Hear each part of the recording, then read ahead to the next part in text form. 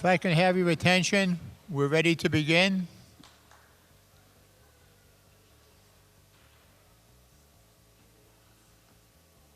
We'll start with the Pledge of Allegiance.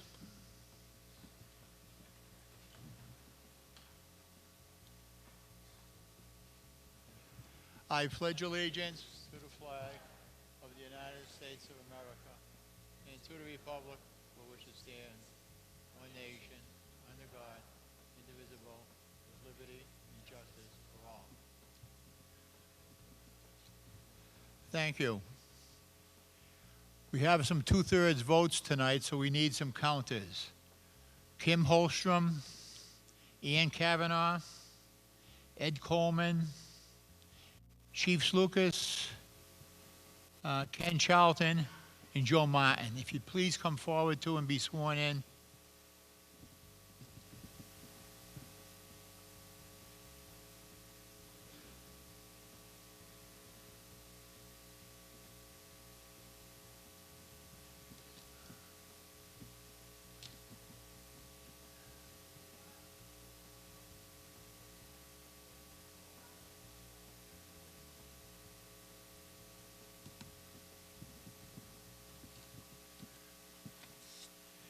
Just a reminder, town meeting members should be seated in the front section. If you are not a town meeting member, you must sit in the back section. Please have cell phones silenced or off. If you wish to address this meeting, you must do so only after being recognized by the moderator, myself.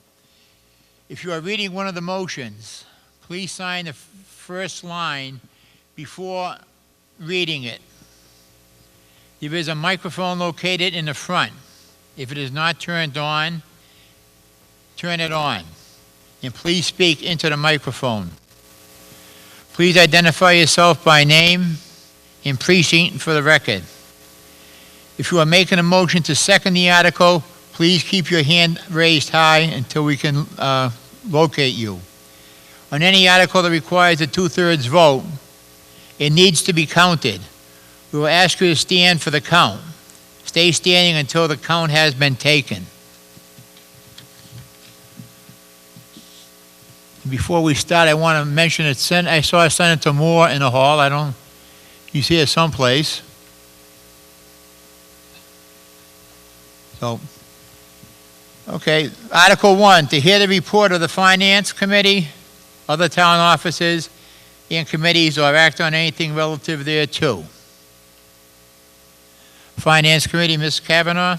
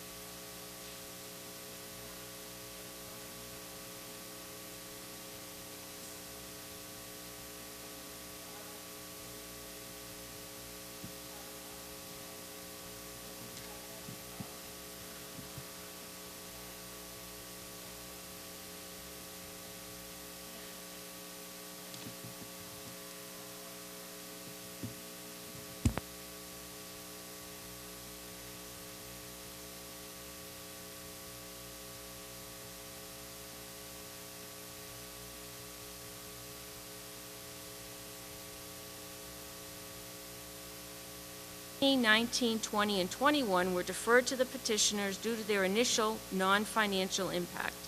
Just a few comments on certain articles. Article 2 reduces the operating budget by $150,000. In addition to the changes already mentioned, there is an increase of $25,000 to legal negotiator and $25,000 to salt and calcium, and an increase of $10,000 to Auburn Youth and Family Services. The Finance Committee recommends approval. Article 22 requests $200,000 from free cash to address roadway municipal drainage improvements in compliance with federal stormwater mandates. Respectfully submitted, Ann Kavanaugh, Chairman, Kimberly Holstrom, Vice Chair, Edward Coleman, Mallory O'Brien, Kevin Kennedy, Trevor Sansucci, and Michael Marshall.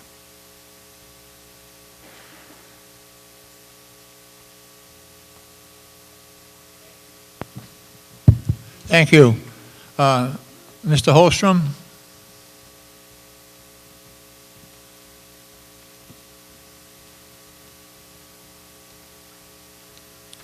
Thank you, Mr. Moderator.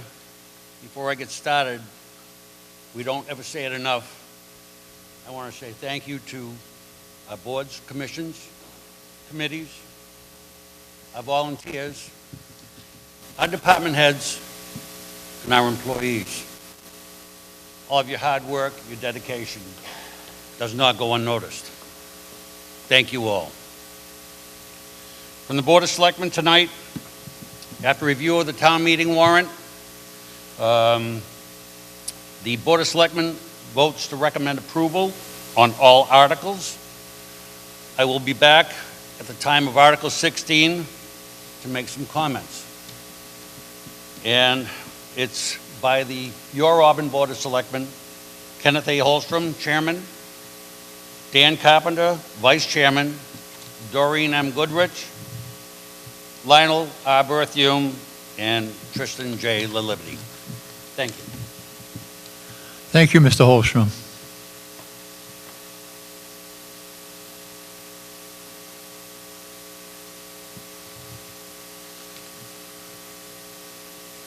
We have one more report from Mr. Kennedy.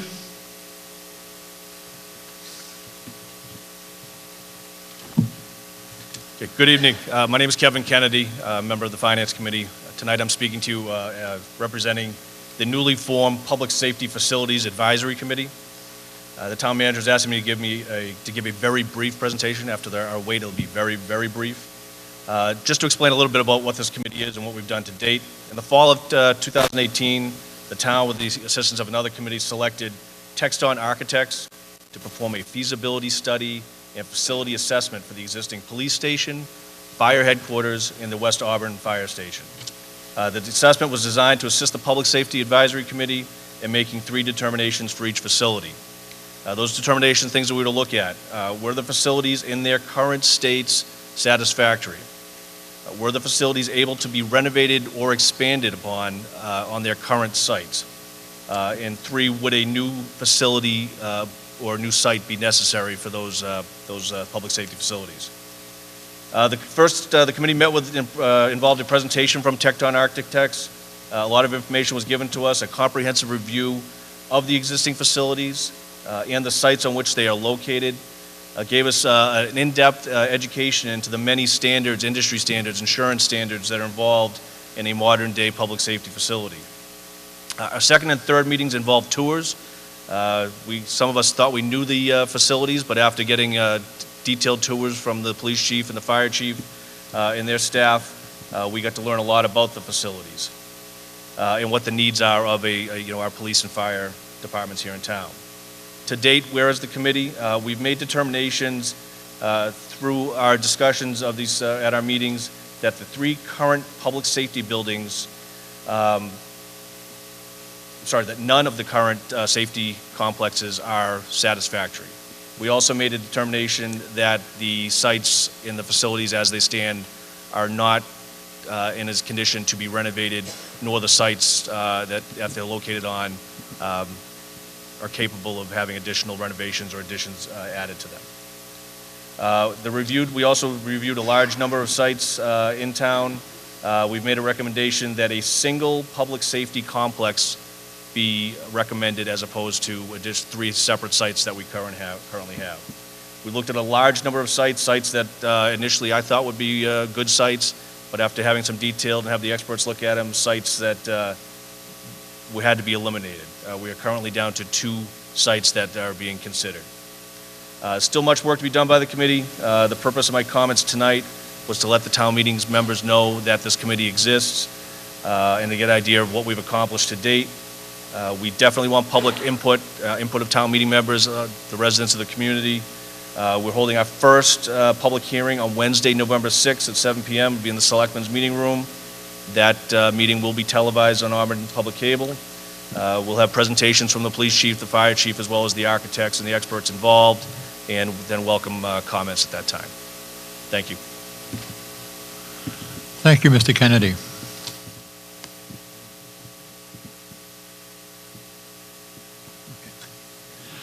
Article 2, to see if the town meeting will vote to amend Article 3 of the May 7th, 2019 annual town meeting as follows.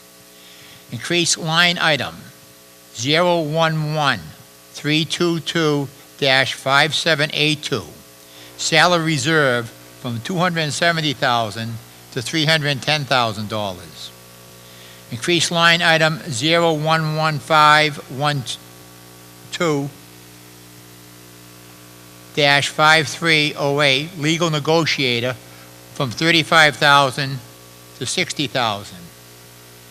Increase line item 011612-542102, miscellaneous supplies, from $770 to $1,250.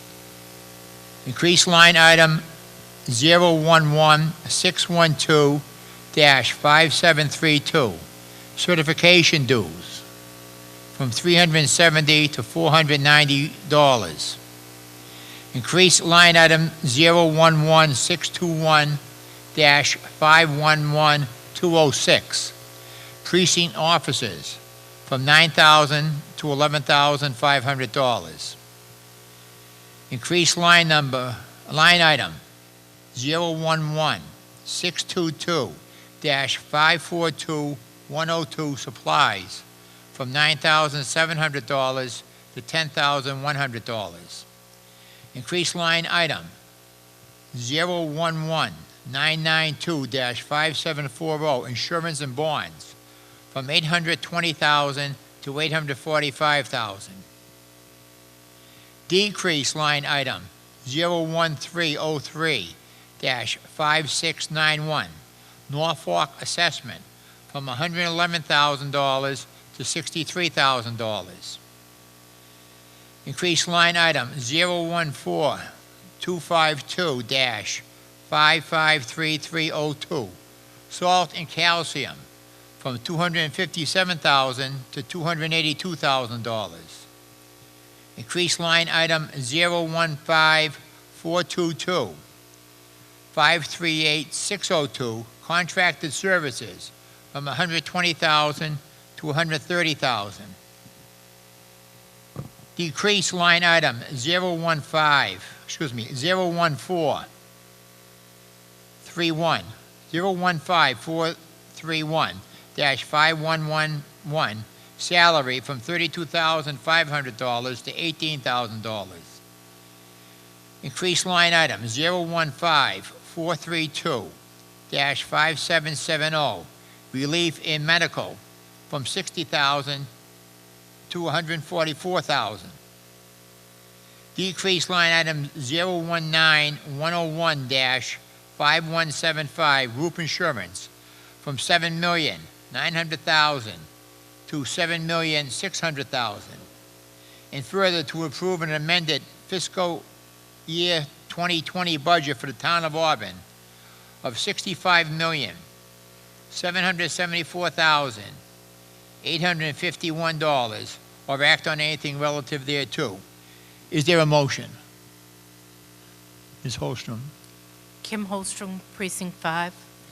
I move that the town meeting vote to amend Article 3 of the May 7th, 2019 annual town meeting as follows. Increase line item 011322-5782, salary reserve, from $270,000 to $310,000. Increase line item 01512-5308, legal negotiator, from $35,000 to $60,000. Increase line item 011612-542102, miscellaneous supplies, from $770 to $1,250. Increase line item 011-612-5732, certification dues, from $370 to $490. Increase line item 011-621-511206, precinct officers, from $9,000 to $11,500. Increase line item 011-622-542102, supplies, from $9,700 to $10,100. Increase line item 011-992-5740, insurance and bonds, from $820,000 to $845,000. Decrease line item 01303-5691, Norfolk assessment, from $111,000 to $63,000. Increase line item 014-252-55332, salt and calcium, from $257,000 to $282,000. Increase line item 015-422-538602, contracted services, from $120,000 to $130,000. Decrease line item 015-431-5111, salary, from $32,500 to $18,000. Increase line item 015-432-5770, relief and medical, from $60,000 to $144,000. Decrease line item 019-101-5175, group insurance, from $7,900,000 to $7,600,000, and further to approve an amended fiscal 2020 budget for the town of Auburn of $65,774,851. Is there a second?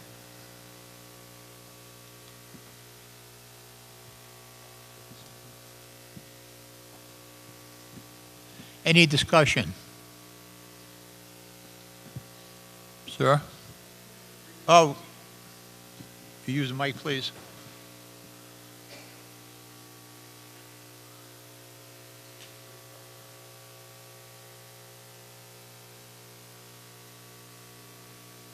An abbreviated version to do that? You just said, like, as the moderator read it or something like that? So she shouldn't have to read the entire thing over again? Yes. Can we do that? No. You have to read everything line for line? Okay. The longer ones I'm not going to say, by the way. The rest of them I can. Mr. Kazanovich? Good evening, everyone. Ed Kazanovich, Chief Financial Officer. I'd like to show you about 6 to 7 PowerPoint slides. It's going to give you a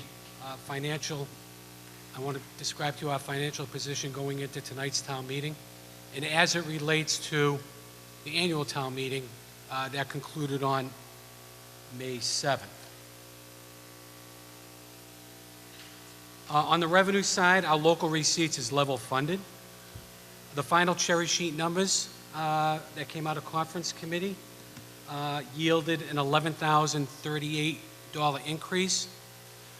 Tax levy, we're looking at a reduction from the fall town meeting of $30,274. Debt exclusions were known at that time.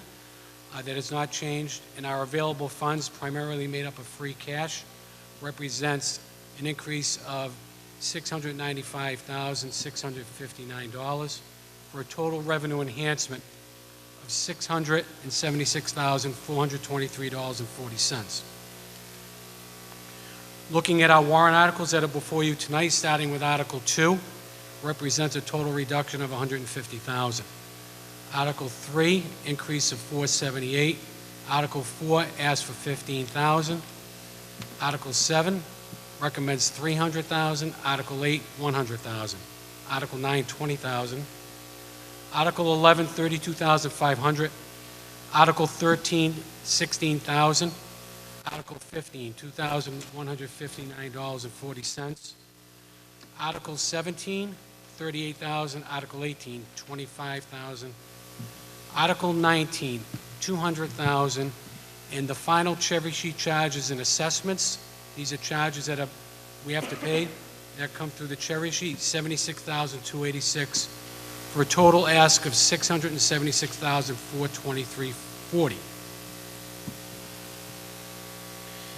As you can see, our projected levy, excess levy for the current fiscal year, contingent upon tonight's action, assuming all articles would pass, leave excess levy of $5,922,332.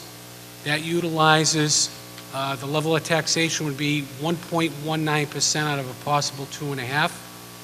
That would be utilizing about 47.6% of the total 2.5% allowable levy limit.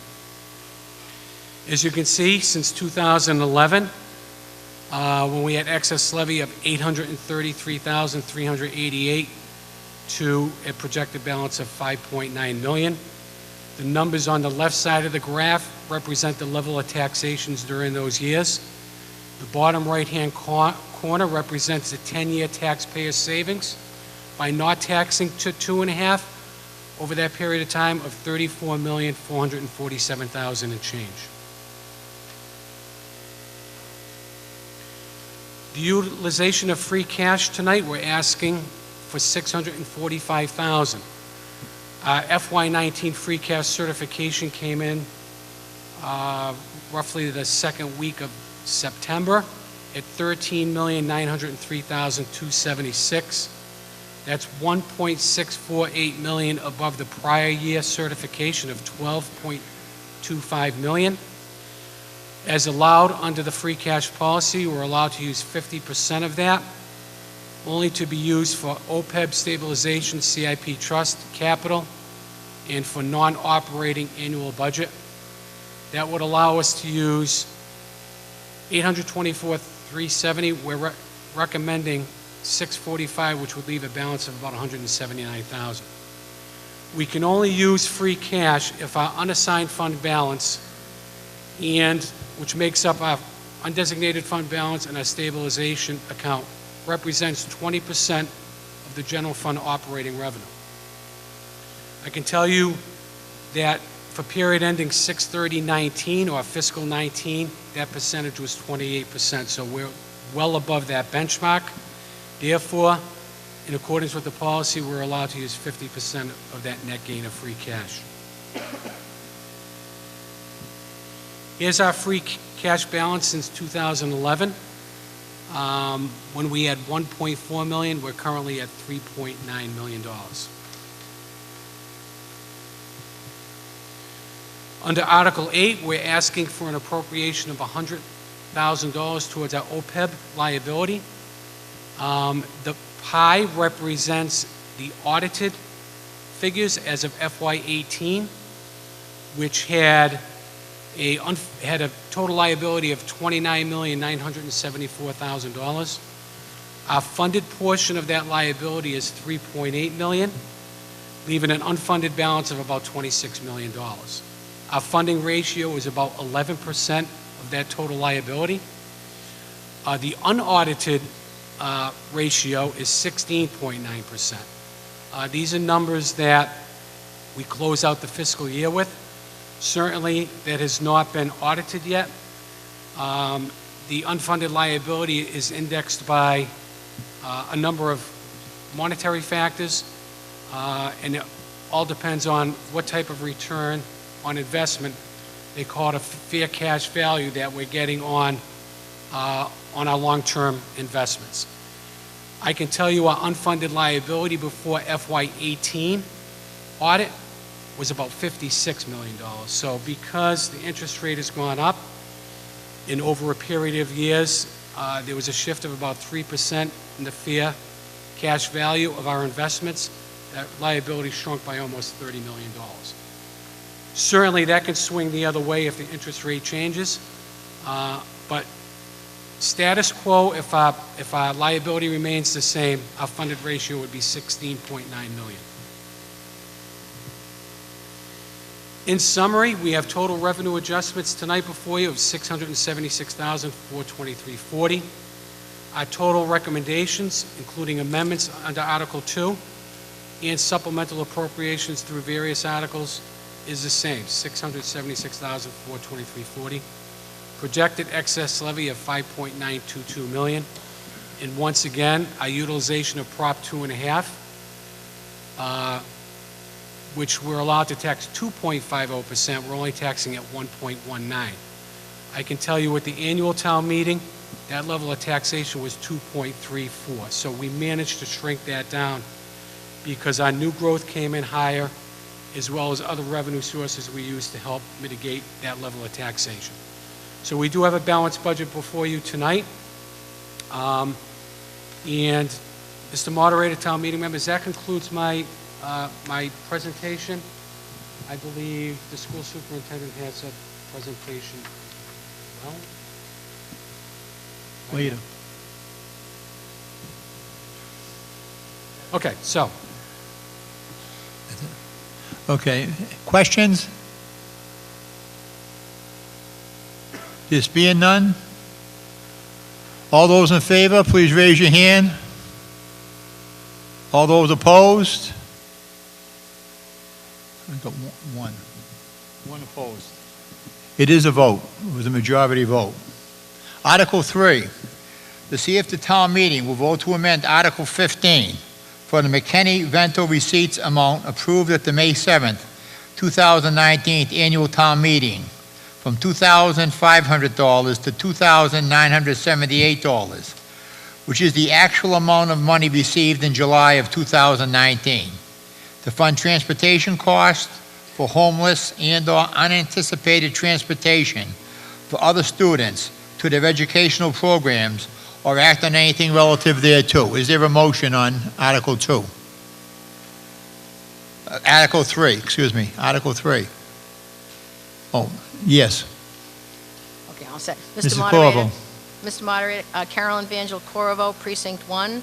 I move that the town meeting vote to approve Article 3 as printed in the October 15, 2019 special town meeting warrant. Is there a second? There is a second. Dr. Brunel.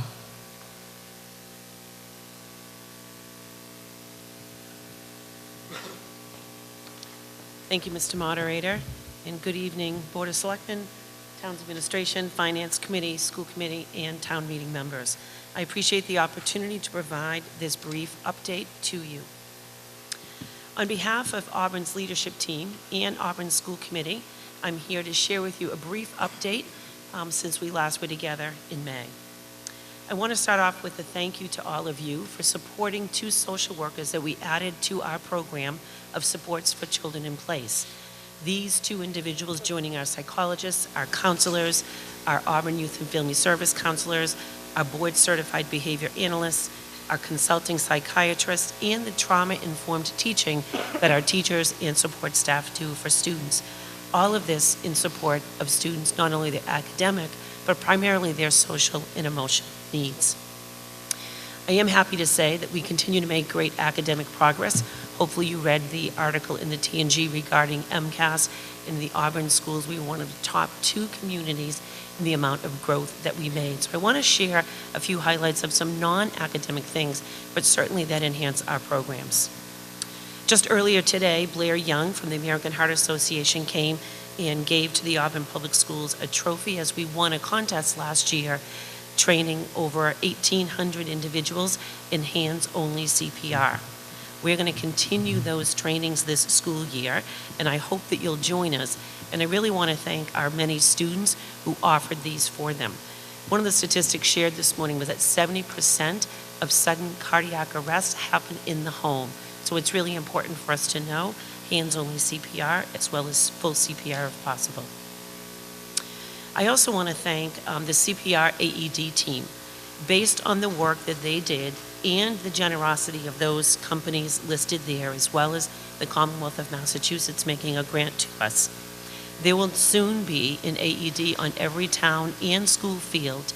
This to complement every building, town and municipal, school and municipal, that had them, and that was started by the doctors Arthur and Martha Pappas many years ago.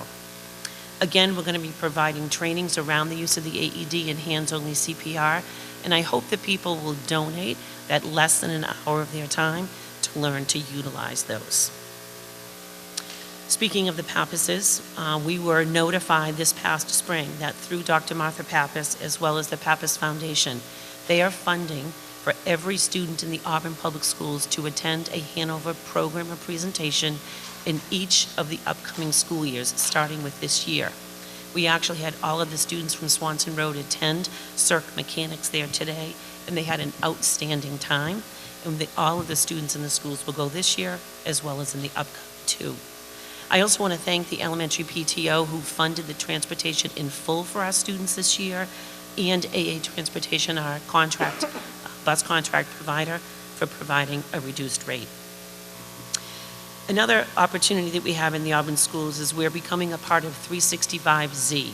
This is an organization, as noted on here, whose mission is really to try and help individuals, students, provide them with the supports and resources so that we are continually making conscious acts of kindness. I want to thank the Tarantino Foundation for lending their financial support to this program. We're starting it at the high school, but it's going to span all of the grades. And I'd like to show you just a brief video highlighted of this from Auburn High School.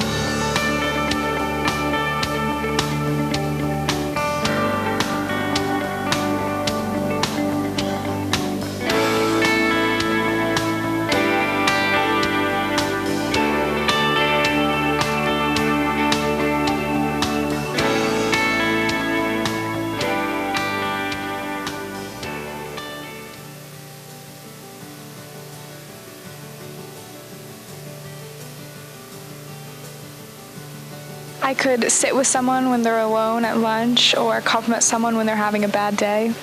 Say hi to someone that you usually don't. Like very simple things, like asking people how their day is going and just showing that you care about people. Compliment people. You can include people who maybe you wouldn't on a normal day-to-day basis. Well, if someone looks like they're having a bad day and you pass them in the hall, you could like smile at them. You could check up on your friends to see if they're doing okay. I could help out other students when they're having trouble with something. So, what is service to you? The ability to do something to help someone else. Service is to protect others. To serve the community and to do what you have to do for your town to make it the best it can be. Service to me is donating your time to help others. To me, service means something you do for another person. For community service, I volunteered at the David Broder race. Okay, I've run a toy drive before. I volunteer at the nursing home every Sunday. I've never done like community service before. I haven't done community service. Now this is where we challenge you, AHS. Perform one conscious act of kindness before the homecoming assembly for special recognition. Submit it to one of us or post on social media with the hashtag AHSKind.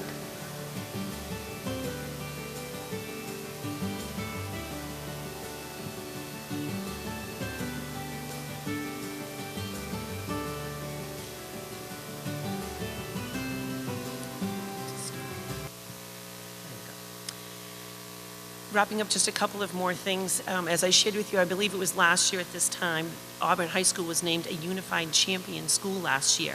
But the goal for this year is to make sure that we're a unified district where really it is focused on respect and inclusivity with all of our students. I did want to share with you and also extend a thank you for your support through CIP and some funds from stabilization. This is a photo of the new Auburn High football field, which really I think speaks to just the tremendous talent and things that our kids have and the support that they receive from all of you. But all of the items that I have shared really are nothing unless they're for the students. So we want our students to be able to have opportunities not only academically, but artistically, athletically, musically, and we also want to make sure that our students are good citizens, that they're kind to one another and supportive. So to quickly go through the articles that we have before you this evening, the first one is to increase the McKinney-Vento. We actually spent as a district $8,533 on this. We asked for $2,500 in the spring, uncertain of what we've got, what we would get, and so this money has come in, so we're asking for an increase of $478. Medicaid reimbursement, we had asked for $185,000, actually $212 came in, so we're asking for $200,000, and we believe that moving forward, we'll be able to collect those funds. The final two are repurposing of CIPs. The first one for PAC rehab. We had some remaining funds left over from some bathroom updates, so we'd like to transfer that money for PAC Univent replacements and upgrades. And then finally, we had some money remaining from the phone system and the backdrop of Auburn High. We want to use those for stage upgrades, which will include a permanent system as opposed to this temporary one that we have for each of our town meetings. And then finally, as I have ended most all of my presentations to you, I hope that this gives you the same amount of pride that it certainly gives us in the Auburn schools. So thank you very much. Thank you, Dr. Brunel. Any questions? John?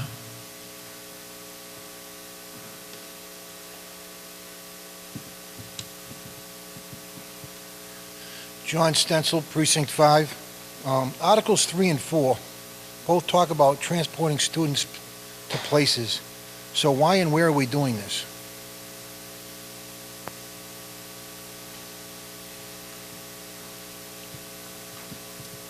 So McKinney-Vento is the mechanism through which students who become homeless, so if a child was living in Auburn and now is, say, could be placed in a hotel in Worcester, we would need to share the cost with Worcester to bring that child back to Auburn. Conversely, if the child lived in another community and came, and this doesn't happen as often, and came to reside in Auburn as a homeless designation by the state, we'd have to pay half the cost to return that child to their, what's considered their home district. The second one, for the Medicaid reimbursement, so one of the things that we could use this money for is for special education transportation. We have a limited number of students whose needs are such that we can't appropriately educate them in the Auburn Public Schools, so they would have a placement outside of the district. So some of these funds could be used to support that transportation cost. Thank you. Yes, sir. Wait a second, Doctor. Doug Nelson, Precinct 2. Is this the articles, is this for this year only, or is this an ongoing program? Because at some point I remember reading in the paper where there's some busing funding, and once the town gets on that program, it continues forever. And I was just curious if this is that program or if this is something different. Thank you. So I'm uncertain exactly what you're referring to, Mr. Nelson, but what I can say is the McKinney-Vento, that is money that comes back to the town every year in reimbursement. It's actually given right by the state. They don't fully fund it, they only partially fund that. The district had spent over $8,500 and the state is giving us back $2,978. You may be referring to regional transportation, that they may get some, but as a non-regional district, we're not entitled to that. Any other questions? Not seeing then? We ready for the vote? First of all those opposed, raise their hand. I don't see anybody opposed. All those in favor? It is a unanimous vote. Article 4. To see if the town meeting will vote to amend Article 13 for the Medicaid reimbursement amount approved for fiscal year 2020 at the May 7th, 2019 annual town meeting from $185,000 to $200,000 to fund supplies in medical, therapeutic, and educational services for significantly disabled special needs students, as well as for tuition and transportation to and from outside placements, all within the district for special needs students, or act on anything relative thereto. Is there a motion? Yes, sir. Tom Kais, Precinct 4. I move that the town meeting vote to approve Article 4 as printed in the October 15th, 2019 special town meeting warrant. Is there a second? There is a second. Is there any discussion? Not seeing that? Not seeing anybody's hand up? All those opposed, please raise your hand. All those in favor? It's unanimous vote.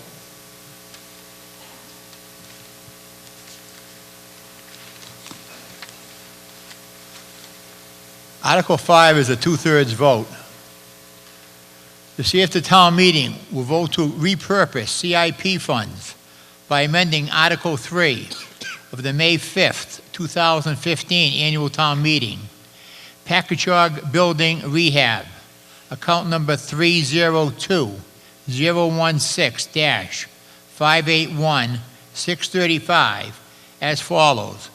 Authorize the remaining $4,647.30 in this account to be combined with other CIP funds for Packagug Building Rehab towards the installation of univents at the school, or act on anything relative thereto.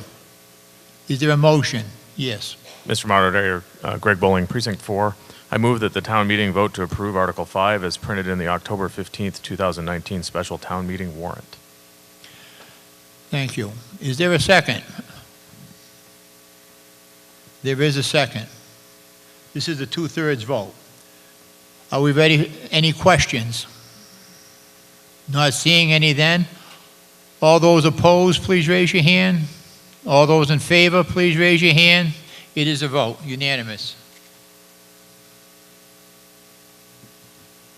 Article 6 is also 2/3. To see if the town meeting will vote to repurpose CIP funds by amending Article 4 of the May 2nd, 2017 annual town meeting, Auburn High School Building Rehab, account 302-018-581-842 as follows. Authorize the remaining $11,360.88 in this account to be used to complete necessary stage upgrades at Auburn High School, or act on anything relative thereto. Mrs. Ethia. Ellen Ethia, Precinct 5. I move that the town meeting vote to approve Article 6 as printed in the October 15th, 2019 special town meeting warrant. Is there a second? There is a second. Any questions?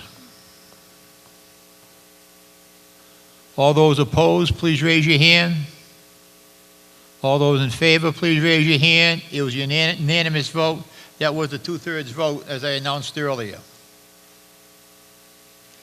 Article 7, to see if the town meeting will vote to appropriate the sum of $300,000 from free cash to the town stabilization fund, or act on anything relative thereto. Is there a motion? Mr. Moderator, Dan Diamond, Precinct 5.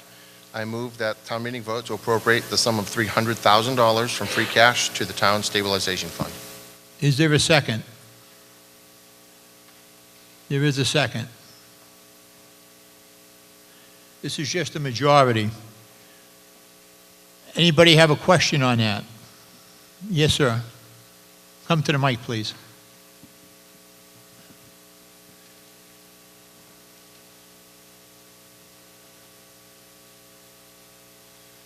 Yeah, my name's Russell Talisman. I'm in Precinct 2. This is my first town meeting. I just got elected as a representative, and I'm very vague on this question. And what will these funds be used for? Mr. Kazanovich.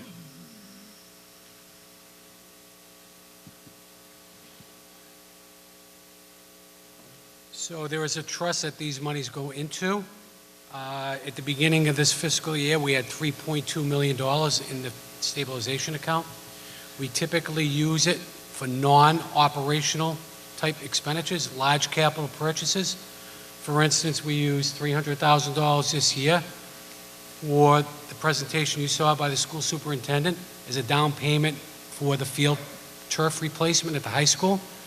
We've also used in the past for initial payment for a fire truck. We've used it in the past for land acquisition when we bought land from Masonic Home for the Auburn Middle School. So it's typically used for large capital purchases. Thank you. Any other questions? All those opposed, please raise your hand.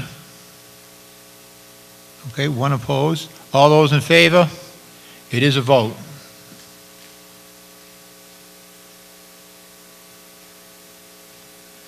Article 8, to see if the town meeting will vote to appropriate the sum of $100,000 from free cash to the town OPED, other post-employment benefits liability trust fund, or act on anything relative thereto. Is there a motion? Yes. Mr. Moderator, Dan Diamond, Precinct 5. I move that the town meeting vote to appropriate the sum of $100,000 from free cash to the town OPEB, other post-employment benefits liability trust fund. Is there a second? There is a second. Any questions?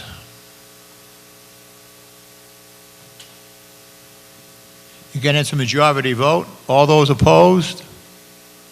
All those in favor? It is a unanimous vote.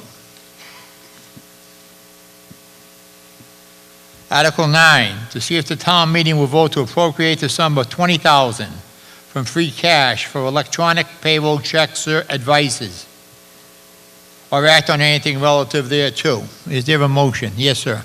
Mr. Moderator, Dan Diamond again, Precinct 5. I move that the town meeting vote to approve Article 9 as printed in the October 15th, 2009 special town meeting warrant. Thank you. Is there a second? There is a second. Any questions? Mr. Dufour. Thank you, Mr. Moderator. Tom Dufour, Precinct 5. I'm just curious, how do they get their advices now that we have to spend 20 grand to do it? Departments actually come to town hall and pick up the advices, which is time consuming. It's not cost effective. A lot of time is being spent writing up and taking those back. But more importantly, this provides an electronic gateway for our employees to access their own personal information, payroll information that they could dump on their own and give to a banking institution if they're going for loans. And so it saves us some admin time making those requests that they typically have to make to our office now. Go ahead, Mr. So Dufour. just as a quick follow, so this is like a one-time cost setting up the system and it's, Correct. okay. Correct. Thank you. Thank you, Mr. Kavanovich. Anybody else with a question? Not seeing any then? This is a majority. All those opposed, please raise your hand. All those in favor? It is a vote, unanimous.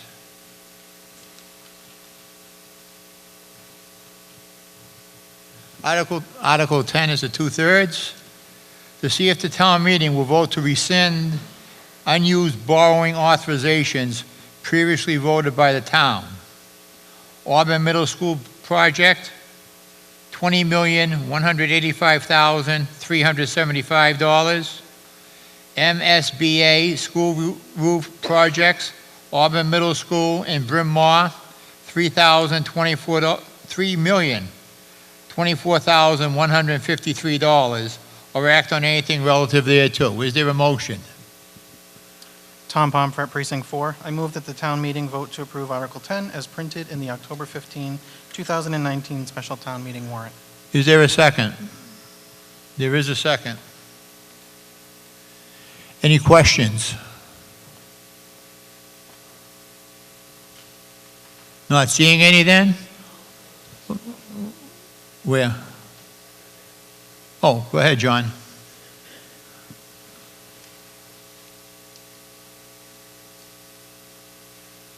John Stencil, Precinct 5. The way I'm reading this, we're going to save $23 million.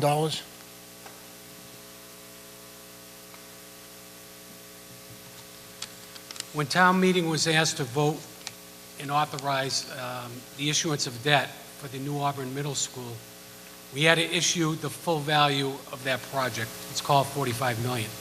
The state participated in roughly 56% of that cost. That represents 56%. In order for us to go out and borrow the money, we have to get an authorization for the full value, even though we know the state is going to contribute X amount towards that project. That holds true for both of these items. Thank you.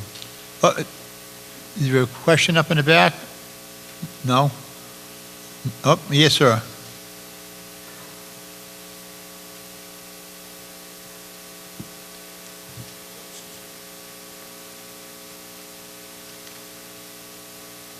Yeah, Russell Talisman, Precinct 2. Now, you were just saying all this is all dependent on if the state gives us the money. Is there any guarantees that the state can't renege and the town will be liable for that whole bill? That's why we had to get an authorization for the full value. Back years ago, when the state was experiencing some financial hardship, they did not make, and before the distribution was made through the cherry sheet, there were times when those payments were actually delayed. The state is in good financial standing. We did receive every penny. These projects have been audited. We received our full value. These balances are still on the books, even though we didn't borrow the money. We really need to rescind it and clean it up. So any bond prospectors who are buying our bonds now will know that we're not going to incur debt on these values still on the books. Thank you. Any other questions? Not seeing any? This is a 2/3 vote. So all those opposed, please stand. I don't see anybody. All those in favor, raise their hand. It is a vote.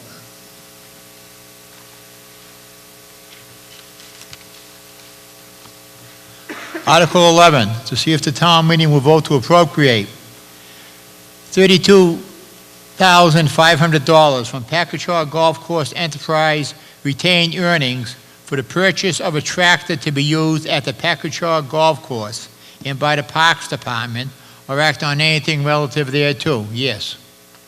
James Callahan, Arrowhead Ave. I move that the town meeting vote to approve Article 11 as printed in the October 15, 2019 special town meeting warrant. Is there a second? There is a second.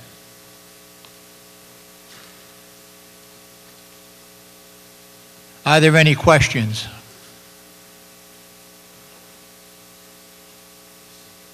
Any questions, sir?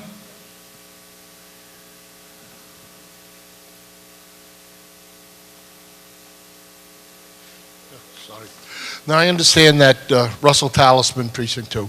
I understand that Packagug Golf Course is, part of the town.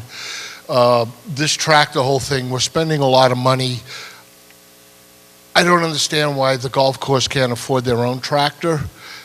To be used by the town, I'm vague how a community tractor is going to work and why the golf course can't buy their own tractor. Mr. Coyle. Mr. Moderator, town meeting members, just a clarification. So the $32,500 is coming out of retained earnings, which is essentially the savings account for the Packagug Golf Course, so it's not tax dollars.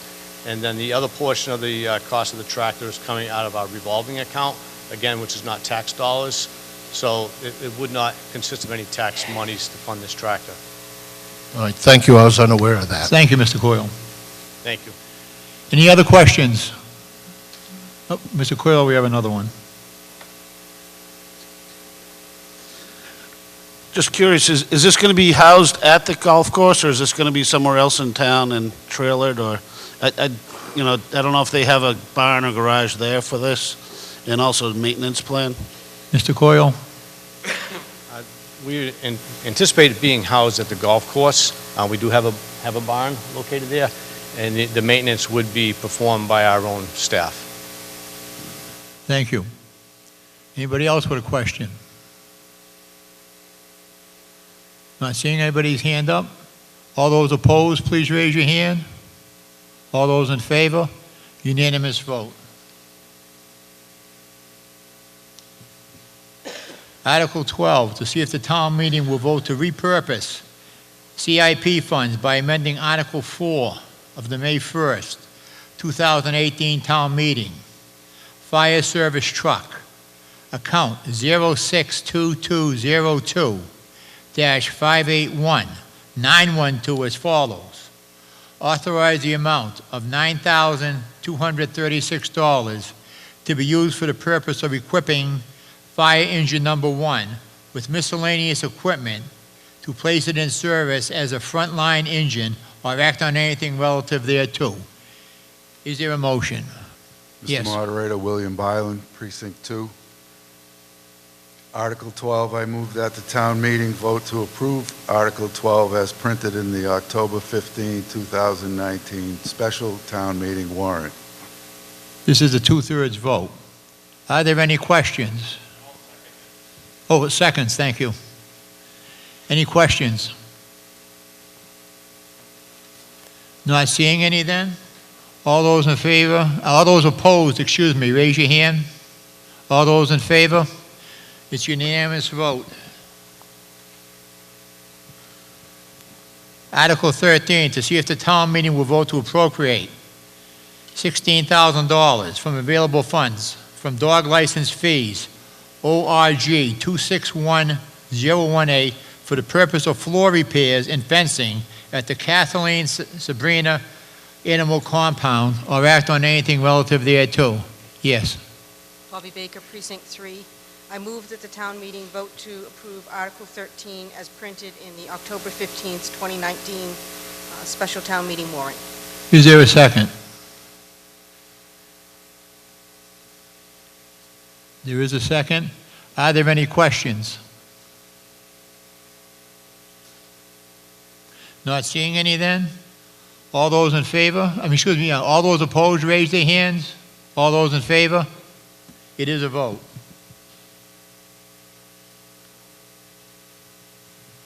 Article 14, to see if the town meeting will vote to repurpose $2,196.97 as the balance from $9,000 appropriation approved under Article 28 of the May 1st, 2018 annual town meeting. Account 02292-581944. The purchase of monitoring cameras at the kennels for the purpose of floor repairs at the Kathleen Sabrina Animal Compound or act on anything relative thereto. Mr. Baker. Yes, I move that the town meeting vote to approve Article 14 as printed in the October 15, 2019 special town meeting warrant. Is there a second? There is a second. Any questions? Yes, sir.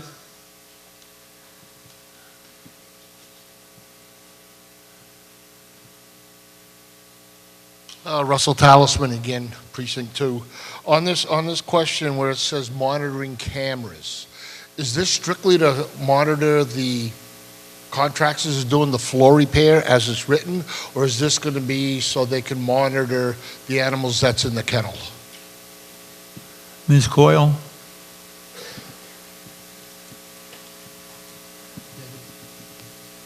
Good evening. So for this article, the money is being used from an account that we had for cameras that we purchased for the kennel. The balance from the kennel, from the purchase of these cameras, is this money. So we were able to get cameras at the kennel, which were very much needed, and there was some money left over that we'd like to put towards the floor repairs. Thank you. Anybody else with a question? Not seeing then? Seeing anybody's hand up? All those opposed, please raise your hand.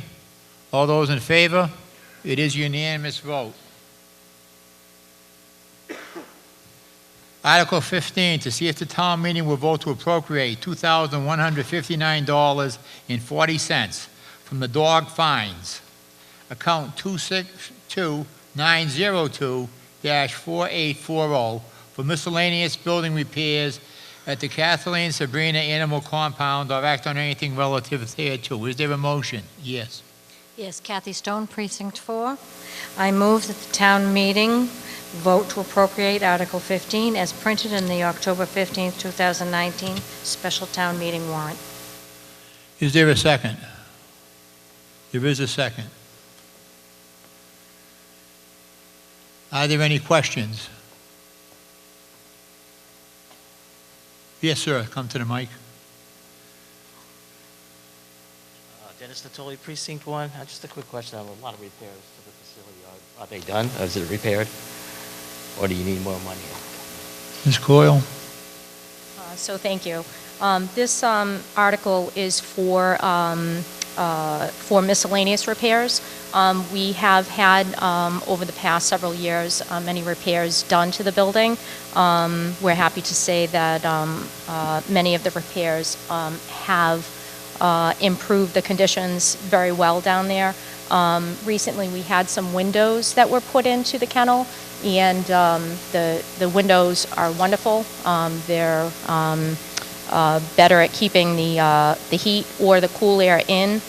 However, when the windows went in, we noticed that there were some roof issues. So this is to address water coming into the kennel. So we are hoping that this is going to get us squared away. Thank you. Anybody else have a question?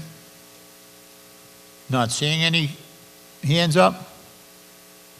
All those opposed, please raise your hands. All those in favor? It is a unanimous vote.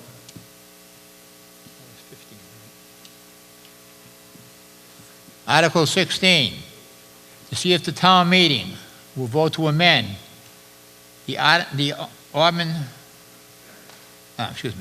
see if the town meeting will vote to amend the Town of Auburn general bylaws by inserting the following bylaw, 12.18 of Chapter 12, Department of Developmental and Inspectional Services, a bylaw reducing plastic bag pollution as follows, or act on anything relative thereto. Is there a motion? Yes.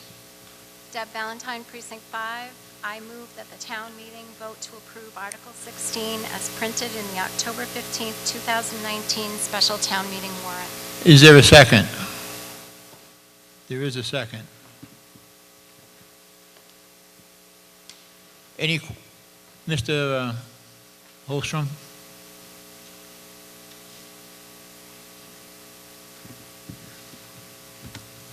Thank you, Mr. Moderator. First off, I'd like to thank our town manager, Julie Jacobson, and also Tristan LaLibby, our selectman, for helping put this timeline together in these comments.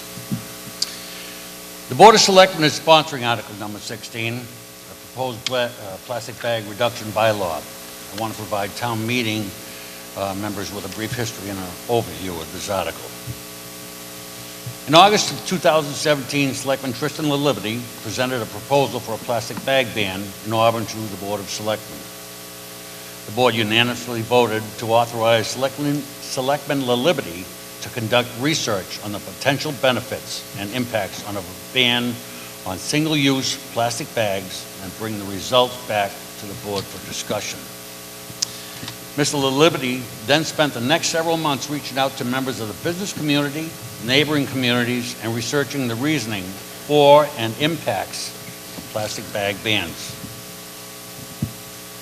On February 26, 2018, Mr. LaLibby returned to the board with information on the harmful effects of plastic bags on the environment, as well as the effects of plastic bag bans on the communities that implement them. Mr. LaLibby also presented a draft bylaw to the board. At that time, around 60 communities in the Commonwealth had already adopted similar bylaws. The board voted to schedule a public hearing on the proposed plastic bag ban for March 19, 2018, to seek input from the public. The board opened the public hearing on March 19th and kept it open until September 10th, 2018, when the board reconvened the public hearing. During that 6-month period, the board encouraged the public to attend the hearing or submit written comments. During this time, the Solid Waste Committee voted to support a plastic bag reduction bylaw.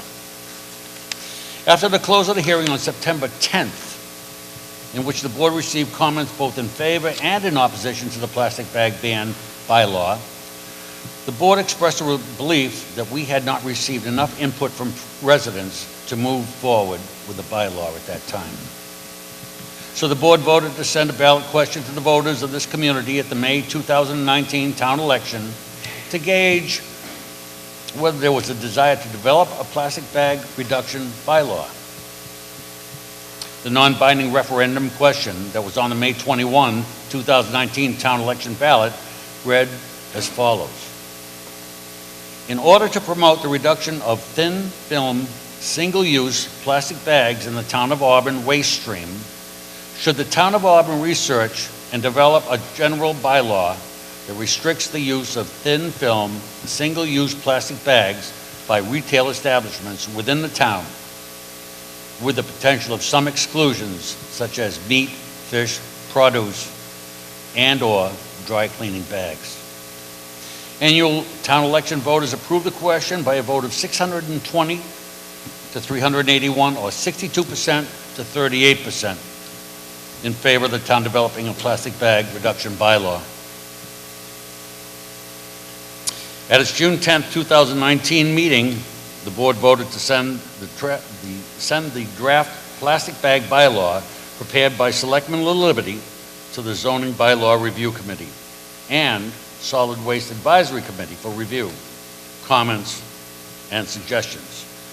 And over the course of the next 3 months, the Solid Waste Committee, Zoning Bylaw Review Committee, and the Board of Health, the enforcement authority identified in the proposed bylaw, reviewed the draft bylaw and made recommendations for revisions. Town administration submitted the revised draft bylaw, which incorporated those revisions recommended by these 3 committees and boards to the Board of Selectmen on September 9th. The board reviewed and discussed the revised draft bylaw and voted on September 23rd to recommend approval of the draft bylaw under Article 16 on the fall town meeting warrant, which we have in front of us tonight.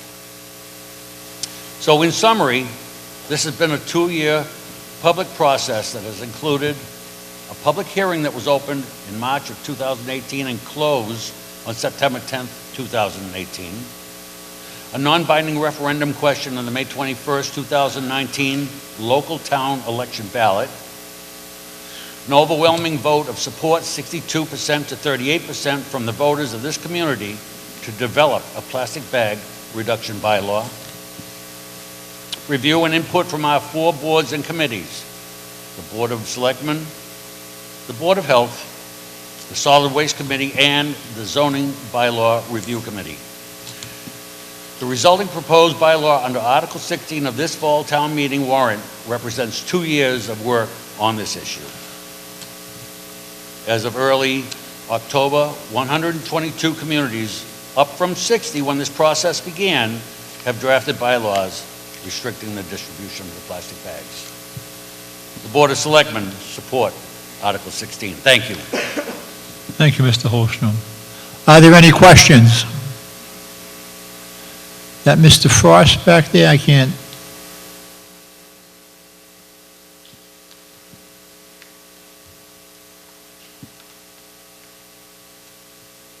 Ken Frost, Precinct 4. My question is, what is the environmental impact severity in Auburn on the plastic bags, use of plastic bags? Ms. Coyle?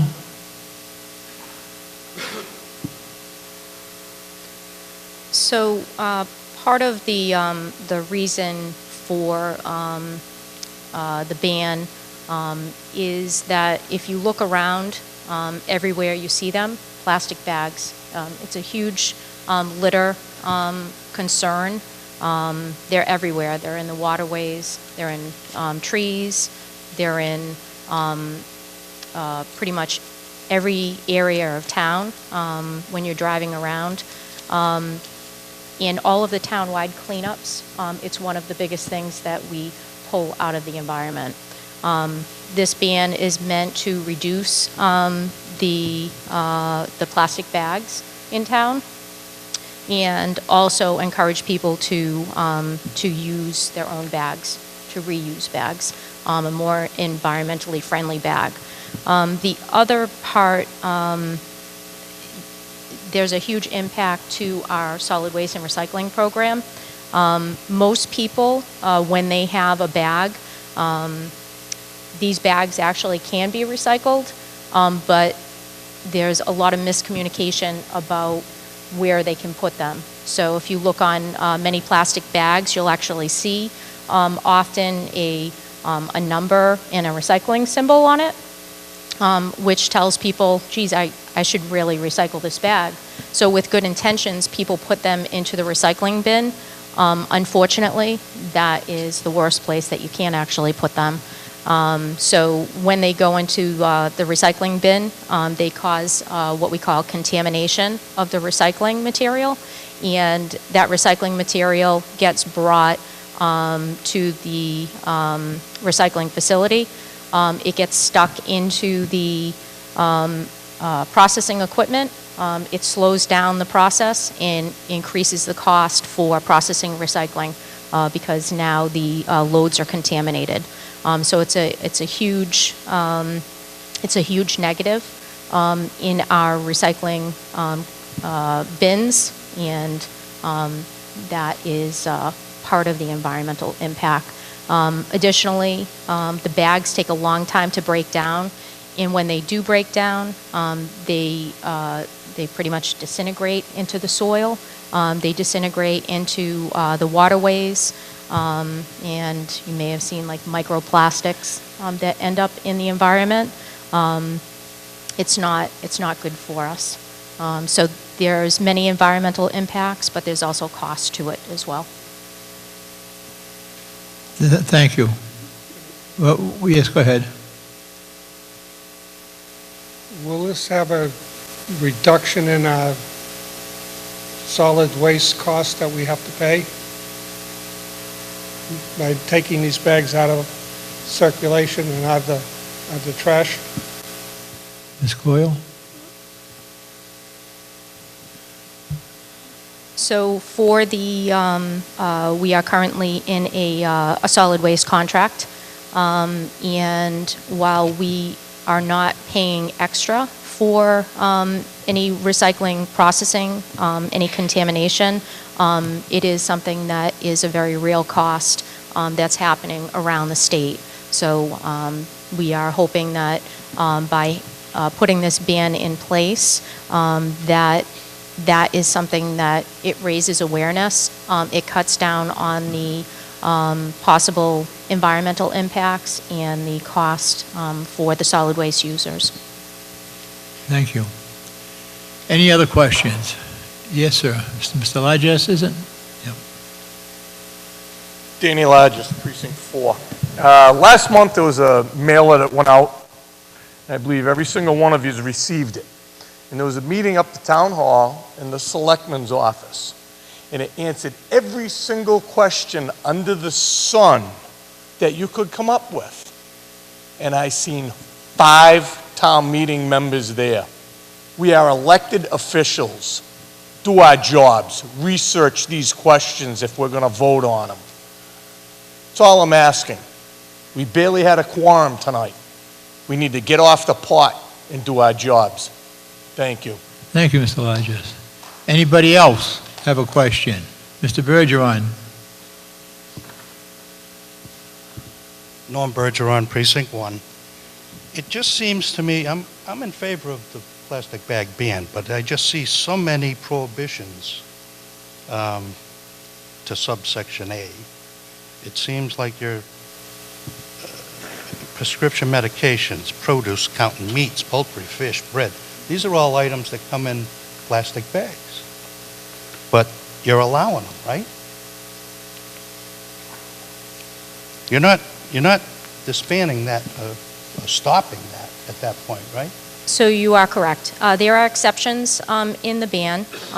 There are listed approximately about 10 exceptions.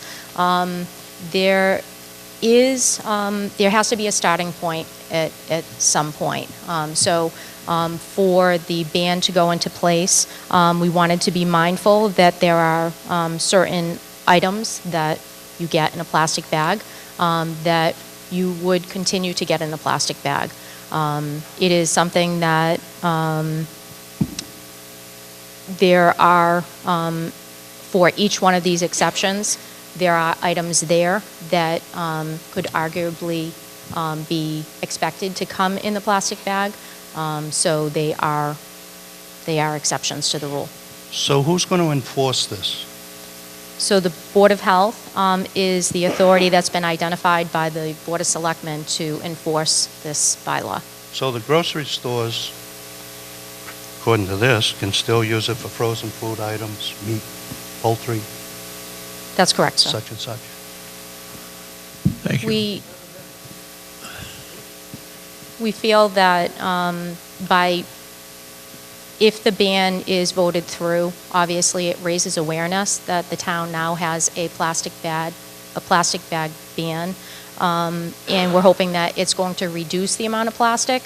And also, you may or may realize that we have sent out, over the past year and a half, we've sent out mailings bringing people's attentions to plastic bags and making sure that if you can reuse a bag, that's ultimately what we'd love you to do. But if you can bring them back to the grocery stores, all of the grocery stores in town and right outside of town, they all have a container. I think it's usually where you recycle your bottles. You can bring back those plastic bags, and they take them, they actually recycle them, and they make them into like a plastic composite. I don't know all the names of them, but like Trex decking or like a plastic decking material. So those are really important programs, and we are trying to raise awareness about that, something that we feel it's important. Any other questions? Yes, sir. Dennis Natoli, Precinct 1. You collected data for 2 years. Do you have any data that tells us how much plastic you picked up in Auburn, like how many tons came out of Eddie Pond or anything like that? It seems that this is basically a kind of like a feel-good type of bylaw we're trying to propose, that it doesn't really have an effect. If we're pulling out lots of trash, plastics through Eddie Pond, I'd be for actually, supporting maybe fines for littering, but this type of bylaw will have an effect. If stores can charge in the bylaw, they can charge the fees for the paper bags, and there's no limit on it. I think that will have an effect on the elderly as well as low income. And I guess I'm old enough to remember that we had to use plastic to save the environment and from the paper bags. Now it seems we're reversing this and going back. But is there any data that supports how much trash of plastic is coming out of Auburn and how this is going to reduce it? Because I see potential more for being a burden on the town rather than really help. It's just kind of a feel-good type of bylaw. So do you have anything like that? What, Ms. Coyle, maybe Mr. LaLiberty would like to say something? Thank you. All right, so I'll try to address each part of that question, and you can tell me out if I leave anything out. So I don't have any specifics on how much trash has been collected in Auburn as with regards to plastic bags. I can tell you that I see them out there every time I go jogging, which was one of the reasons that I wanted to look into this originally. You can see them floating in the trees or cotton fences all around. But part of the environmental impacts that's a problem with this is the ones that you don't see. Mrs. Coyle mentioned the microplastics, and the problem with those is that they slowly start to absorb toxins that can later leak back into the soil or into an animal that consumes them or into waterways. So if any data is available that you might be looking for, I would turn that back to Mrs. Coyle, because she might have something on how many plastic bags we're seeing in recycling bins, because that's another issue that we're having with them. It's come before the board several times where we're seeing people throw them in the recycling bin thinking that they're doing the right thing, and then they end up clogging machines down the line. So we're trying to curb that, but that's an ongoing process.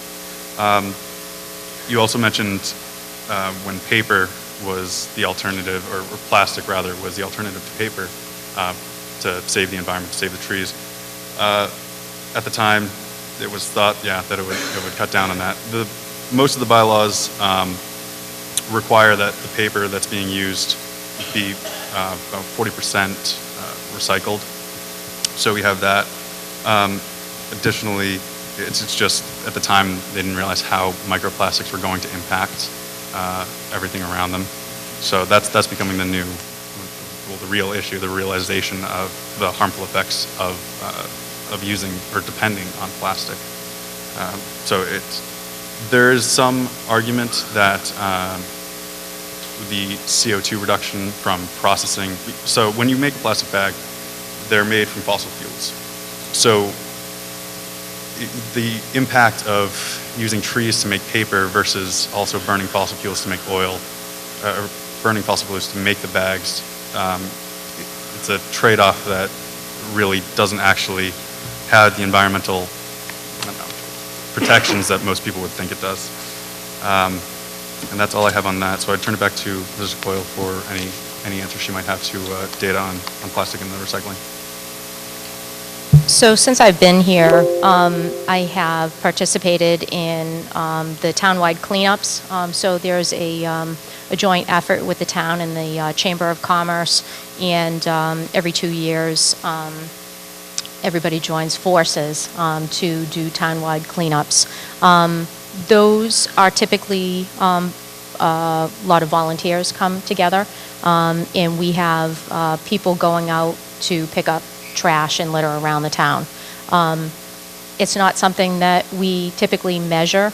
We don't measure how many plastic bags we pulled out of the environment, but I can tell you the stuff that we do pull out of the environment is disturbing. So we have literally bags that come back that are filled with recyclables, with trash, and I know that because we're typically separating them as the bags come back to the fire station. I guess I would say is it is something that it is a feel-good bylaw in the fact that if we can make a difference by reducing the amount of plastic in litter in the environment and cut down on the cost of contamination in our recycling, I think that is a win-win for the town. And I think that over the past couple of years, we have been able to have somebody we started it through a grant program, somebody to be able to go out and educate people on recycling and solid waste, and we are continuing that effort. We're hoping that by having somebody out at the curb, being able to help people understand what can be recycled and what cannot, that's also going to add to our success with the program. The plastic bags in recycling bins, I can tell you, is the #1 contaminant across the state. Thank you. Any other questions? Actually, so I didn't finish answering. I just remembered. Go ahead, Tristan. I'm sorry about that. You had also asked about impacts to businesses. I just wanted to address that really quickly. So the fee or the allowance for businesses to charge a fee is in case that they see any economic impact from switching over from plastic to paper, because when you first do it, most people aren't going to be unaware. They'll come in and you'll have a higher dependence on paper. But so I worked at Shaw's for years. I've talked to the manager about it there and several other businesses, and they actually, one of the reasons that Shaw's pushes you to buy their reusable bags that they sell there is they'll save money when they don't have to buy bags when people are coming in. So we're actually seeing a lot of grocery stores start to do is support this so that people will bring their own bags, so it in the long term does save them money on purchasing bags. The fees, when I was looking at the towns that have already implemented them, were really just for paper and the upfront costs of that, and then after that subsided and people started to buy reusable bags, that wasn't as much of a factor. The only other thing that I wanted to comment on is the exceptions piece, and what we're not banning. And the reason that plastic bags that you get when you leave the store are here, and the plastic bags that you would use for produce and such aren't. Those bags, some of them are biodegradable, but it's really, we already have alternatives that we know are more environmentally friendly for those plastic bags that you leave with. There aren't as many alternatives available right now for regular produce bags and things like that, besides the biodegradable ones. So that's why you wouldn't see those included. So I hope that answers everything that you had asked. I mean, I applaud your effort on doing this, but everything I looked at as far as data saying the effect on, it's negligible, and there's more of an effect on the cost of going through this than there is on the environment. And I was hoping you'd have some actual physical data, something, numbers, but just this, and I know on my street, and I have on South Street, and I have quite a large frontage, I don't see too much plastic. I see McDonald's cups, I see beer bottles, I see cans.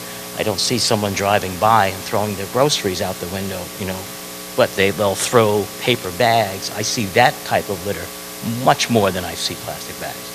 I mean, I clean up my area, and I have almost 400 feet of wooded area along the road, and I very rarely see a plastic bag, but I find all kinds of litter other than this.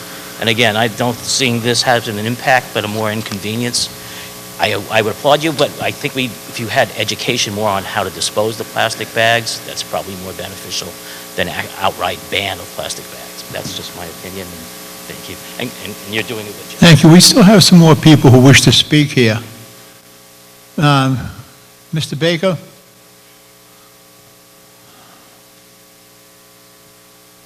Yes, please. Move the question, Mr. Moderator. Question is a motion to move the question. It's been seconded. It's non-debatable. All those opposed, please raise your hand. Right. To move in the question, yeah. All those in favor? It passes. The question is moved. We ready for the vote? Okay. This is just a majority too. All those in favor? Excuse me, all those opposed, please raise your hand.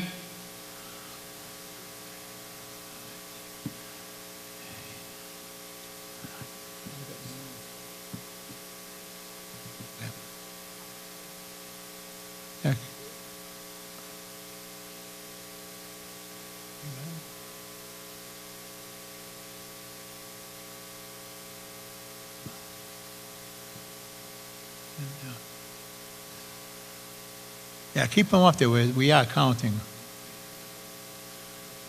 They go up and down, we can't see how many there are. No. Okay. This is just a majority, by the way. All those this is just a majority. You should count us if you're not sure, Mr. Moderator. No, I'm sure, but I just wanted to make sure of that. All those in favor, please raise their hand. It is a vote. Bill, it passes.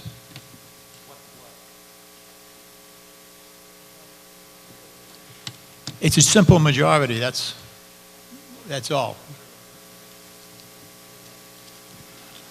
Now we're on page 7.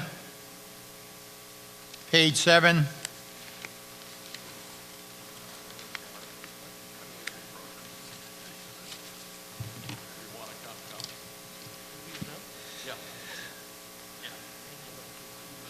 Article 17, to see if the town meeting will vote to appropriate $38,000 from sewer enterprise retained earnings for engineering associated with replacement of a sewer line under the bridge on Bancroft Street, or act on anything relative thereto. Is there a motion? Yes. Deb Kozik, Precinct 4. I move that the town meeting vote to approve Article 17 as printed in the October 15, 2019 special town meeting warrant. Is there a second?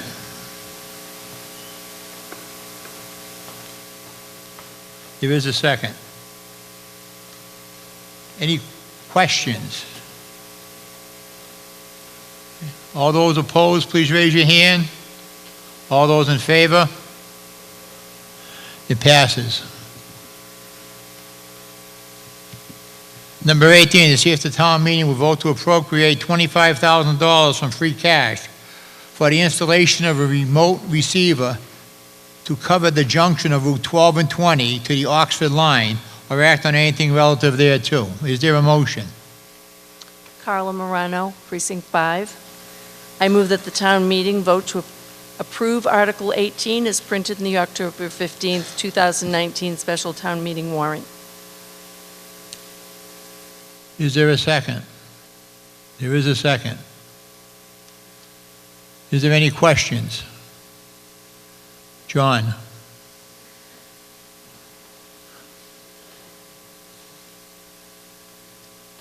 John Stencil, Precinct 5. Could I have the simple explanation for this one, please?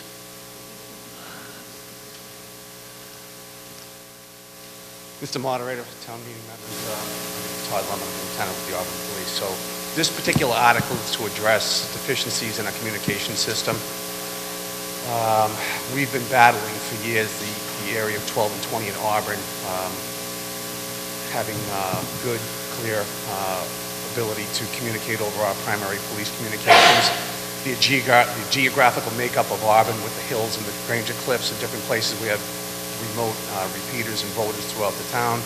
So we've consulted with our radio experts that are much smarter than I am with regards to that have analyzed it. Now we're working with the Auburn Water District, Kenny Smith, and the Water District is erecting 2 brand new water tanks up on Prospect Street, if any of you have been up there. And the Water District actually paid for the antenna mounts at no cost to the town. And this cost, working with Bill Coyle and his members from DPW, will help do the installation, working with the radio company that we hope to contract, Worcester Radio, to improve our communications, because sometimes we absolutely have none at 12 and 20 at the Oxford line. And bearing in mind that we're going to be having over 300 units being developed up off of Tinker Hill Road, that's certainly going to be a concern for officer safety. Thank you, officer. Any other questions? With some hands up. Yes, sir. Tom Guys, Precinct 4. Just kind of a point of order. With the gentleman who left, do we still have quorum to actually continue these votes?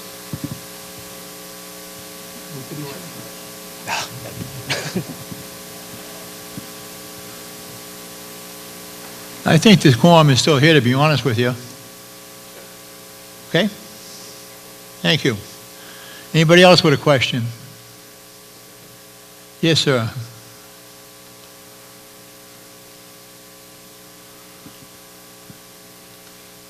Yes, I just have one question. Russell Talisman, Precinct 2. On this whole radio thing for $25,000 coming out of free cash, we're taking a lot of money out of free cash. So am I under the impression that when you're on the Oxford 1220 line, you cannot communicate with the station or anything? You have radio silence? Or I really don't understand the need for this. So I'm going to answer this again. I'm not a radio expert, but I know it just enough to be dangerous. So the difficulty with radio communications is radio waves basically travel in straight lines. And when they run into geographical obstacles, we have poor or failed communications. And that particular area is problematic because of the cliffs for our residents that are down in West Auburn and up off of Hill Street and up in that area in Tinker Hill Road. So when we are down there, typically we have difficulties. Those 2 water tanks they're erecting up there are going to have a voter, which basically picks where the strongest signal is, and those water tanks and antennas will point directly down onto the 1220 area to provide better communications and coverage for our emergency personnel. Is this something new or something that's always been? This is a new location, so it's always been a deficiency in that area of town, and because the water department is putting up the new water tanks, they're putting up, we've had experts, one of the town meeting members has actually helped out as well as Worcester Radio, who is our primary source for our communications equipment, have analyzed and looked at it, and they tell us that will address our deficiencies in that area of town. Welcome. Any other questions? Not seeing any? This is a majority. All those opposed, please raise your hands. All those in favor? It passes. Article 19, to see if the town meeting will vote to amend Section 13, tiny homes of the zoning bylaws by adding Section 13.5.6.1 and Section 13.5.6.2 to the Appendix Q of the International Residential Code as follows. Is there a motion? Mr. Moderator, Rocco Morano, Precinct 5.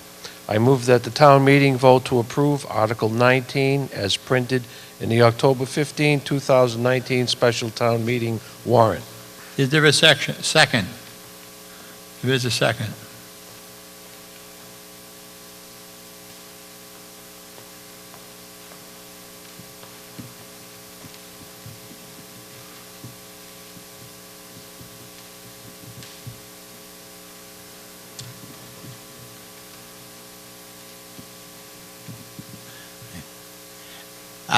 There is a second. Are there any questions? We have a question back there? Ms. Kozak, is that?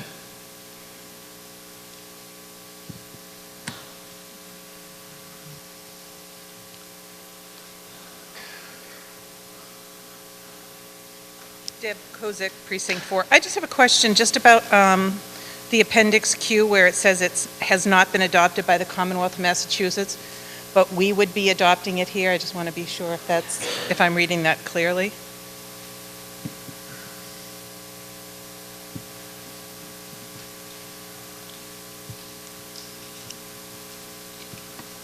Mr. Moderator, Adam By the Menard. planning board. Is somebody from the planning board here? Oh. Mr. Menard? Adam Menard, the town planner.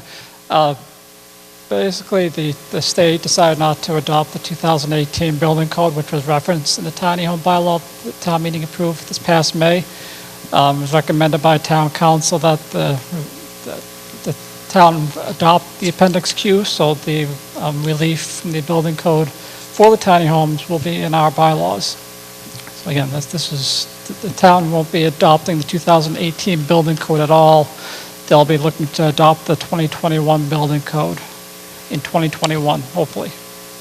So, like I said, it was recommended by town council that we adopt this Appendix Q so tiny homes can be built.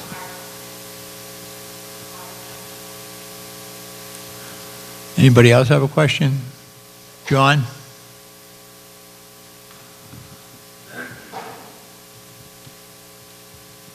John Stencil, Precinct 5. If we do not vote in favor of this article, will that kill tiny homes forever? Because I think this is going to be a reoccurring nightmare. If the town does not adopt Appendix Q, tiny homes would still be able to be built, but they would have to meet the existing building code. Appendix Q gives them leniency to the existing building code, such as Appendix Q gives leniency to the existing building code. So you could build a tiny home without adopting Appendix Q, but it would be very difficult and costly. Any other questions? Yes, sir. Mr. Moderator, Danny Largis, Precinct 4. In the future, I don't want anybody to come back and say we did not have a quorum on these votes. We're down 2 people. Are we safe So 6 months from now, somebody can't say, those votes didn't count because you didn't have a quorum. Are we good? We're good. People have left. I Mr. Hodges. understand that, then why do we need a And quorum people- to and start the people meeting? People have come back, too. The same people have come back. I mean, I don't know if I've seen everybody, but to me, it looks like the quorum is still here. I just hope it doesn't come back to bite us. It won't. Anybody else on Article 19? I don't see anybody's hand up. This is a 2/3 vote. All those opposed, raise your hand. Okay, we're going to have to count, so we better stand up, please. Those that are opposed to this, please stand up. And the counters, please count them.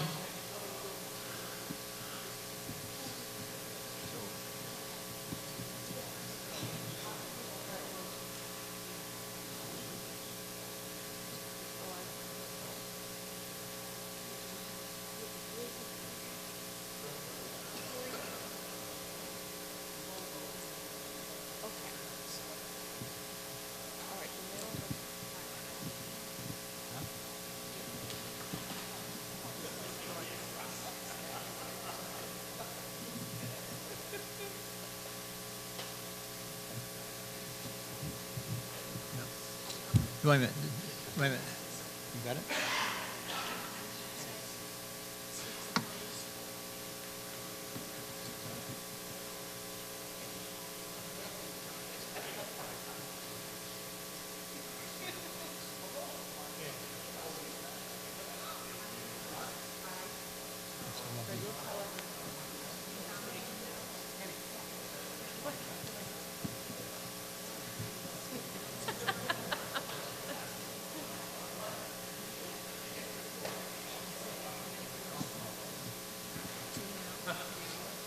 Okay?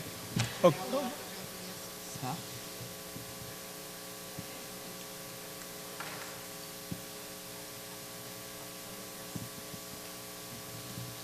Okay, please sit down, thank you.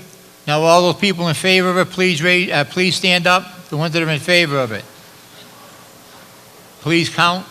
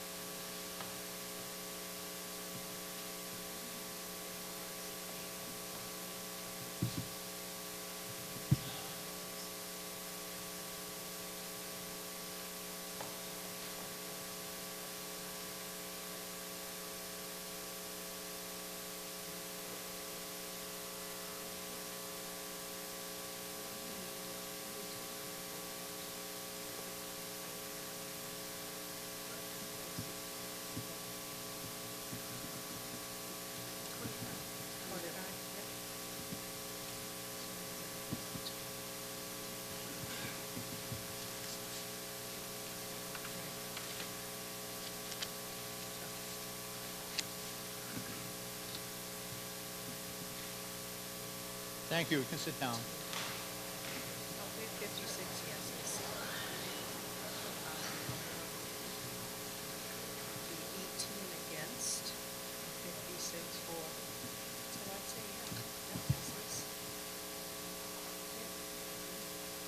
56 to 18. 56 to 18.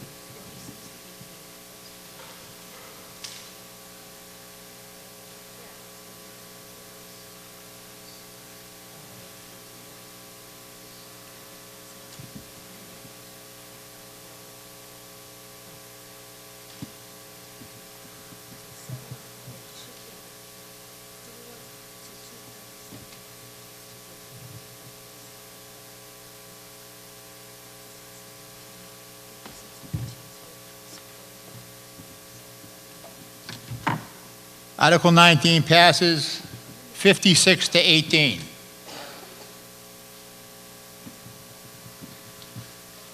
Questions? Nope. Go to page 11. Page 11.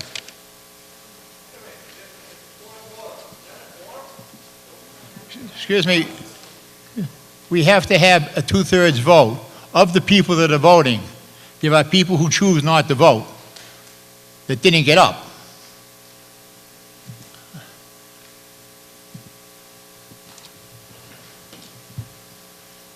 Article 20, to see if the town meeting will vote to amend section 4.5 of the zoning bylaw, Regional Mall Overlay District, RM District, by amending section 4.5.3.1, section 4.5.5 in the table of uses, section 3.1, or act on anything relative thereto. Is there a motion on Article 20? Mr. Moderator, Tom Healy, Precinct 5. I move that the town meeting vote to approve Article 20 as printed in the October 15, 2019 special town meeting warrant. Is there a second? There is a second.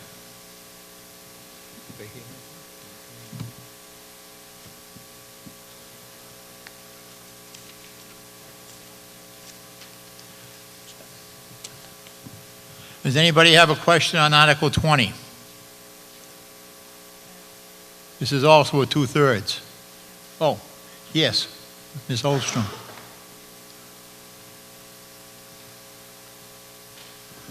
Is the planning board recommending this article? What? Okay. Yeah. Yes, the planning board voted to recommend adoption of this bylaw. Any other questions? Mr. Bergeron?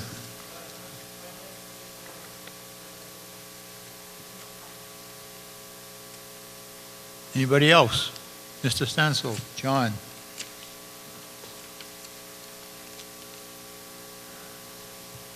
John Stencil, Precinct 5. There has to be a reason for this. What's the reason for this article?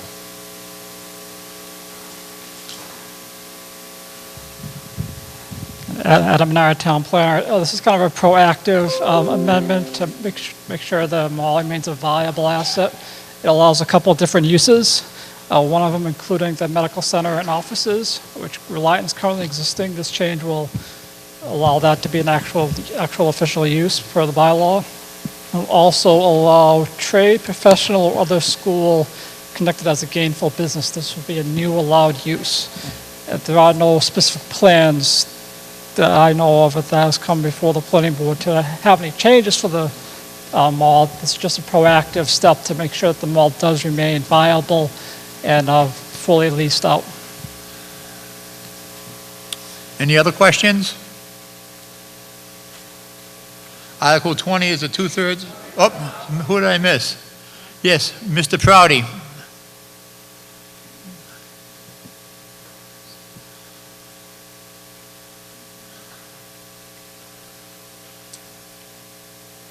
Ron Proudy, Precinct 1. I'm a little torn, I guess, when we pass a bylaw that would control bags that the mall and the mall stores use, and they're not here to speak in favor of it. But I'm more concerned now when you have an article that the planner says would keep the mall viable, and you don't have them here telling us that it will keep them viable. I certainly would hate if 6 months from now, the mall says, well, too many of our little stores are gone out of business. They were confused by the bag bylaw, but we weren't concerned enough to come here to vote on something that makes the mall viable. This is not the way the mall came into this town 40 years ago. They had representatives going out the sides of the old high school where the town meeting was then held. And they argued over 2 locations, and we probably put it in a bad location or the worst location of the 2. But here, there's nobody here from the mall saying, you're going to make us viable. I know how much we depend on the mall, but I don't think that we should throw in the towel and say, whatever you want and whatever may make you viable in the future, we will pass for you in hopes that we keep you here. I just hope we remember this 6 months from now or 6 years from now when the mall says, we're going out, we're going elsewhere. Thank you. Sir?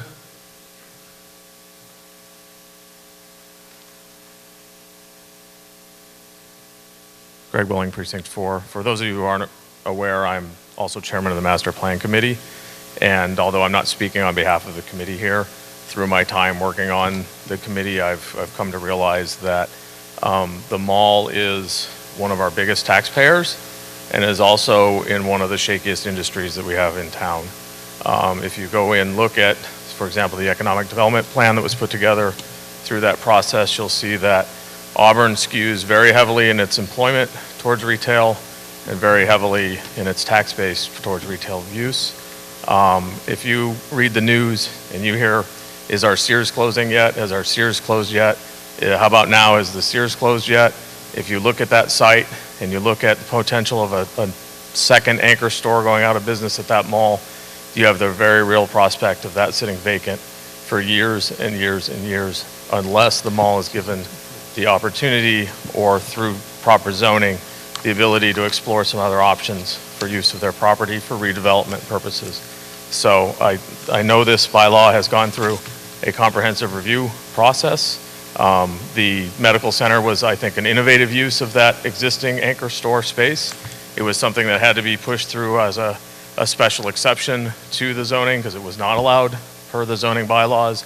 But I think we'll all agree that it's much better to have Reliant bring all of their professional jobs and employment in a consolidated location at the mall site than it would be to have a vacant anchor store there.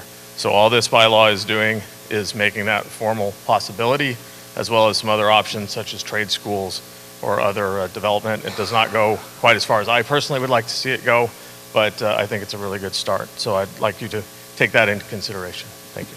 Thank you. Anybody else? I don't see anything up. This also is a 2/3 vote. It's the last one of the evening. All those opposed, please stand up. All those in favor? It passes. Unanimous.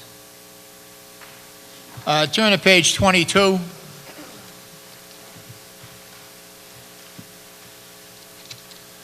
Article 21, to see if the town meeting will vote to grant National Grid temporary and/or permanent easements across, over, and under town property on Jerome Ave for the purpose of constructing, reconstructing, repairing, maintaining, operating, and patrolling a transmission line of high and low voltage consisting of at least 3 poles with associated wires and cables, and to further authorize the Board of Selectmen and Town Manager to execute any and all documents necessary for the conveyance of such easements to National Grid in accordance with law, or act on anything relative thereto.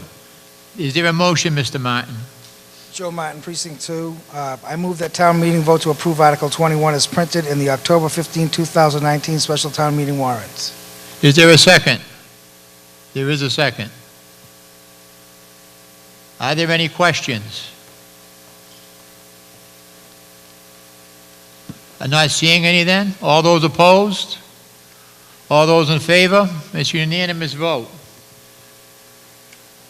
Article 22, to see if the town meeting will vote to appropriate $200,000 from free cash for roadway, municipal drainage improvements in compliance with the EPA, National Pollutant Discharge Elimination System, general permit for storm water drainage discharges, and from small municipal separate storm sewer systems, or act on anything relative thereto. Is there a motion? Yes. Jeff Labonte, Precinct 1. I move that the town meeting vote to approve Article 22 as printed in the October 15th, 2019 special town meeting warrant. Is there a second? There is a second.